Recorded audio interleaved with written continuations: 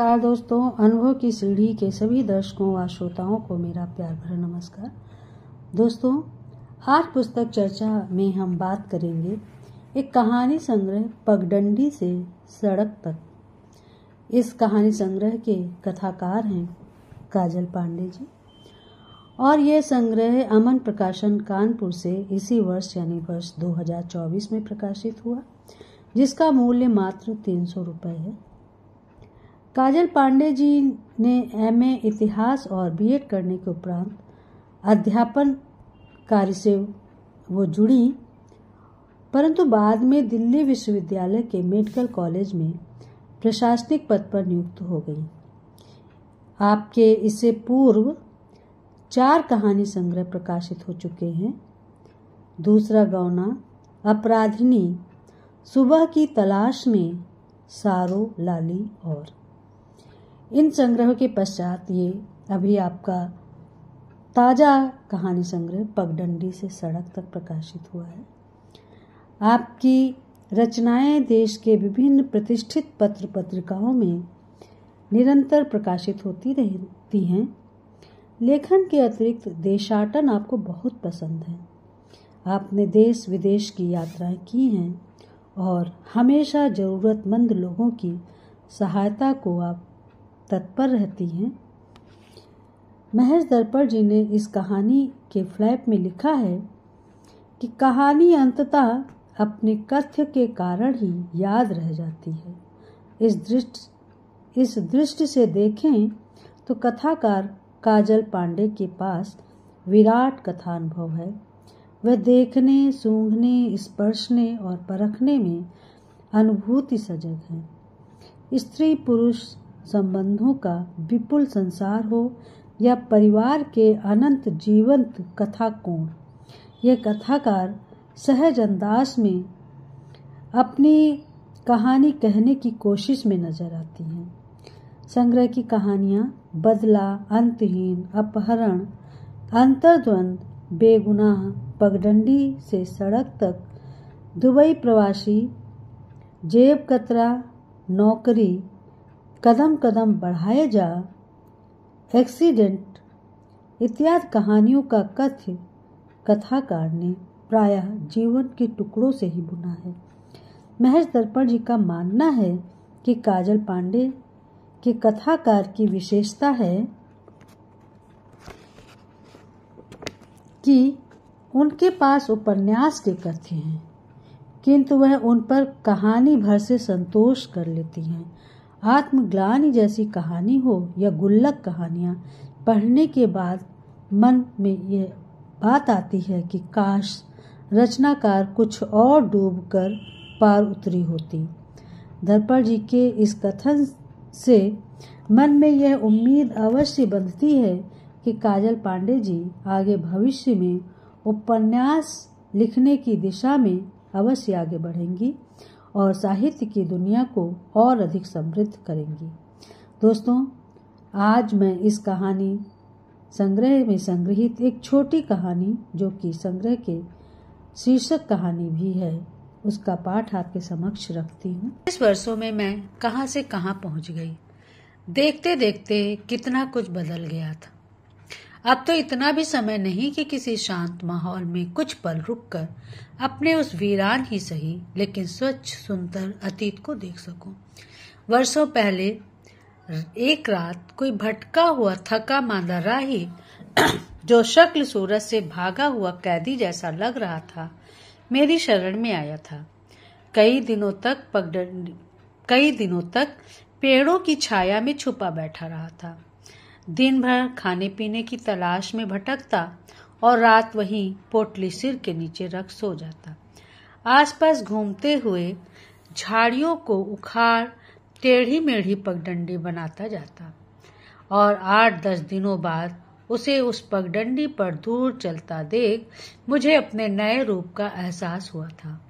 धीरे धीरे आगे बढ़ता वह एक दिन ओझल हो गया, लेकिन उसकी बनाई पगडंडी पर इक्के दुक्के मुसाफिरों का आना जाना शुरू हो गया। प्रायः हफ्ते 10 दिनों में कोई एक राहगीर वहां से गुजरता। कभी किसी साइकिल सवार को दूर से आता देख उसे रोक लेने की इच्छा होती और फिर बेदर्दी से उसे किनारे पड़े पत्थर की एक ठोकर देती। वह लड़खड़ा कर वहीं बैठ जाता, कुछ देर कराहता, सुस्ताता और फिर अपनी राह पकड़ लेता। मैं अपने अकेलेपन को समेटे दूर तक उसे जाता देखती रहती। समय बीतने के साथ पगडंडी चौड़ी होती गई और वहां एक कच्चा रास्ता बनता चला गया। अब पैदल राहगीरों के साथ साथ बैलगाड़ी तांगे वालों की हाक सुनाई देने लगी। वर्षा के दिनों में पानी और कीचड़ से उनकी गाड़ियां दलदल में फंस जाती और वह घंटों किसी की मदद की प्रतीक्षा करते वहां पड़े रहते। उन दिनों एक नया हादसा भी होने लगा था। अभी भी दूर तक फैले बबूल के जंगलों में असामाजिक तत्वों का बोलबाला होने लगा था। कुछ गिने चुने अपराधी मानसिकता के लोग वहां छुपकर ताश जुआ खेलते हुए किसी अकेले आ रहे वाहन या पैदल यात्री की ताक में रहते और मौका देख उसे दबोच लेते। बेचारा लुटा पिटा यात्री जान बचाकर भाग खड़ा होता। जल्दी ही ऐसी वारदातों की संख्या बढ़ने लगी और मैं चश्मदीद गवाह होकर भी मूक दर्शक बनी सब कुछ देखती रहती। सदियों से यह पथरीला इलाका बबूल की कटीली झाड़ियों से ढका पड़ा था। चारों ओर करीब 10 मील तक कोई आबादी नहीं थी, लेकिन बदलाव सृष्टि का नियम है।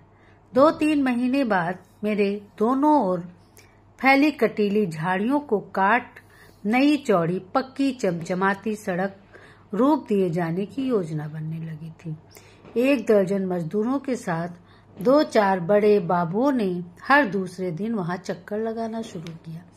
देखते देखते साल भर के अंदर एक सुबह दूर तक छोर पर तारकोल के काले गंदे टेढ़े पिचके पीपे उतरे देख मन प्रफुल्लित हो गया।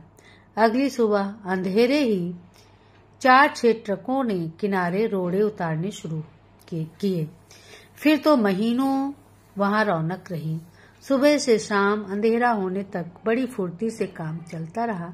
कुछ समय के लिए राहगीरों का आना जाना बंद रहा और एक दिन वह 5-6 वर्ष पुरानी पगडंडी नई चमकती सड़क में परिवर्तित हो चुकी थी। रात भर दर्जनों लोगों ने मेरे दोनों ओर बांस गाड़कर रस्सियों के सहारे फूल मालाओं से मुझे दुल्हन की तरह सजाया।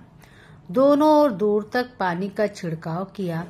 फिर दिन चढ़ते किसी नेता के नाम के नारे गूंजने लगे और 150 की भीड़ के साथ नेता का आगमन हुआ। उस तथाकथित नेता ने, जिसका दिल दिमाग और नीयत मेरे रंग से भी काली रही होगी, सफेद पोशाक पहन तालियों की गड़गड़ाहट के साथ मेरा उद्घाटन किया। उस दिन मैंने 2 राज्यों की सीमाओं को जोड़कर अपना दायित्व निभाया था और चहल पहल के बीच खुश होती रही थी।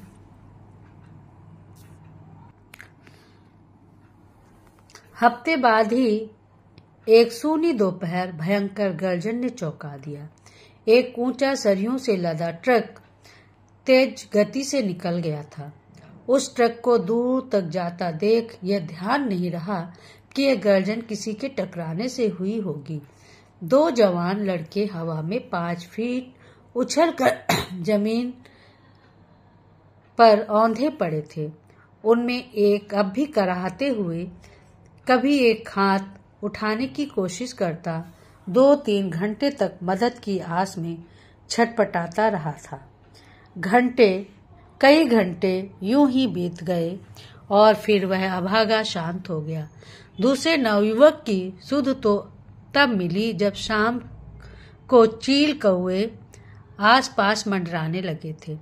उसकी जीवन लीला तो दुर्घटना होते ही समाप्त हो चुकी थी और वह 20 फीट दूर ढलान पर टेढ़ा पड़ा था। मदद तो दूर, अगले दिन भी कोई भूला भटका राहगीर नजर नहीं आया।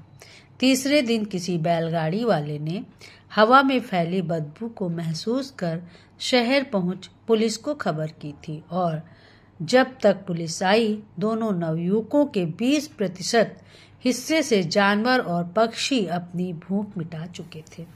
उस पहली दुर्घटना को देखकर अपने नए रंग रूप पर अफसोस हुआ था। इतनी साफ सीधी सड़क पर चलने का यह कौन सा तरीका हुआ कि अपनी मस्ती में किसी को रौंद डालो। कई दिनों तक यह तय नहीं कर पाई कि पहला रूप ठीक था या अब यह नया रूप, लेकिन मेरे अफसोस करने दुखी होने से कहीं कुछ ठीक नहीं हुआ। धीरे धीरे वाहनों का आना जाना बढ़ने लगा। आसपास आबादी नहीं होने के बावजूद लोग मेरा काफी उपयोग करने लगे। समय बीतने के साथ आबादी भी बसने लगी। छोटे बड़े स्कूल की इमारत बनने से मेरा अकेलापन दूर होता गया।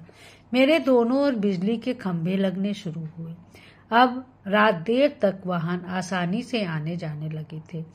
एक समय ऐसा भी आया कि जंगल का नाम नहीं रहा। चारों दिशाओं में मकान, दुकान, मंदिर, मस्जिद का निर्माण शुरू हो गया। अब मेरे दाएं बाएं से कई छोटी सड़कें बनाकर उन्हें अलग अलग कॉलोनियों से जोड़ा जाने लगा। चारों ओर फैले हरे भरे पेड़ों का जंगल अब ईंट पत्थरों के जंगल में बदल चुका था। देखते देखते कई वर्ष बीत गए। एक समय में वीरान रहने वाली सड़क अब एक पल को भी खाली नहीं होती। वाहनों के कनफोड़, हॉर्न और गाड़ी, बस, ट्रकों की कभी न खत्म होने वाली कतार आधी रात तक चलती रहती है। सिरफिरे ड्राइवरों की बेकाबू रफ्तार हर रोज एक दो को मौत की नींद सुलाकर बाकी आधे दर्जन को अपाहिज बनाकर दुनिया को तमाशा दिखा देती है। गाली गलौज, मारपीट के बगैर कोई आगे बढ़ने का नाम नहीं लेता। मेरी छाती पर जगह जगह खतरनाक गड्ढे बन जाते हैं। महीनों वह ऐसे ही पड़े वाहन चालकों की गालियां सुनते रहते हैं। फिर अचानक किसी नेता के आने की खबर लगते रेत, मिट्टी, घुले तारकोल की एक हल्की परत से उसे ढककर ठेकेदार अपनी गांठें मोटी करते चले जाते हैं।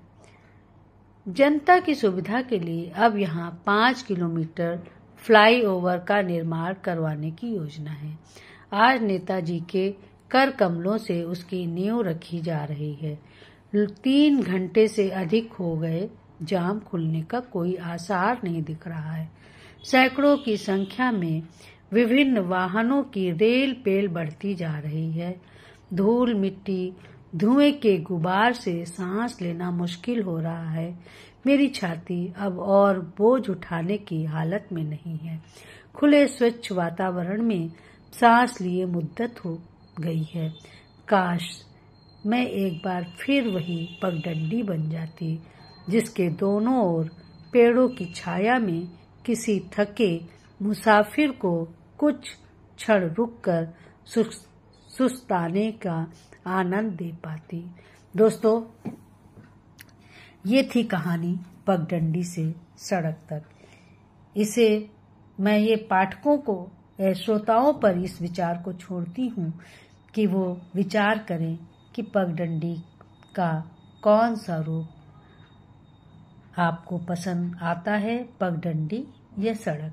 इसी के साथ दोस्तों मैं ये पुस्तक चर्चा का पाठ समाप्त करती हूँ। चलते चलते मैं इस रचनाकार, इस कथाकार जो संग्रह जिसका मैंने अभी जिक्र किया, परिचय दिया, उस कहानीकार का नाम मैं आपको, मोबाइल नंबर आपको उपलब्ध कराती हूँ।